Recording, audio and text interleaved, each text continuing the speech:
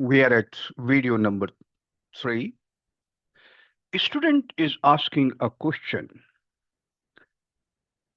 This body is born, it grows, it ages, and one day it dies. Does that mean I am not the body? Now, teacher replies. The Bhagavad Gītā encourages us to ask exactly this. Let me ask you something in return. When you say, my body, who is the my here? If the body were truly you, would you refer to it as mine? A student replies, I never thought of it that way. When I say my body, it sounds like there is a me who owns the body. So am I separate from it? Teacher replies, exactly.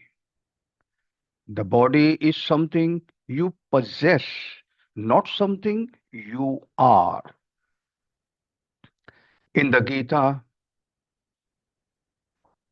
Krishna explains to Arjun that the body is temporary, the self, the real I, is eternal. The body changes constantly, the self remains unchanged.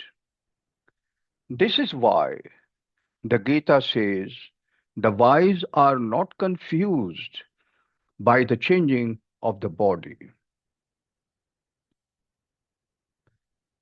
Now, a student is asking a question. But how do I understand this more clearly? I feel like I am this body. When it hurts, I hurt. When it is praised, I feel happy. Teacher replies, let's explore step by step. First, observe how the body changes. When you were a baby, you had a baby's body, then a child's body, then a teenager's body. Now you have an adult body. All those bodies were different, yet you remain the same I. If you were truly the body, then when the body changed, you would also change into a different person, but you did not. Now, a student is asking another question. That is true. I have felt like the same me throughout. Teacher replies, notice that you are aware of your body. You can observe it. My hand hurts. My face looks different today. My heart is beating fast. The observer and the observed cannot be the same. You have a body, you use a body, you are aware of the body, but you are not the body itself. Now, a student asks a question. So I am something beyond the body? But what exactly am I? Teacher replies. That is the heart of the Gita's teaching. You are consciousness, the unchanging witness.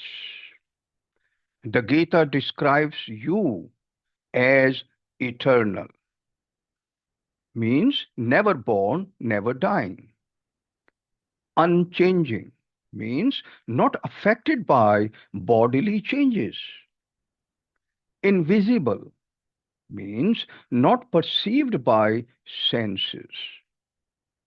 Unbreakable, unburnable, unsinkable, and invulnerable. Unbreakable, unburnable, unsinkable, invulnerable. This is why Krishna says the self is not wounded by weapons, not burned by fire, not wet by water, not dried by the wind. Because you are not the body, you are the spirit, the awareness, the conscious presence that experiences life through the body. A student is asking another question. Then what is the purpose of having a body at all? Teacher replies, the body is like a vehicle. Just as you use a car to travel but are not the car. Just as you use a phone to communicate but are not the phone.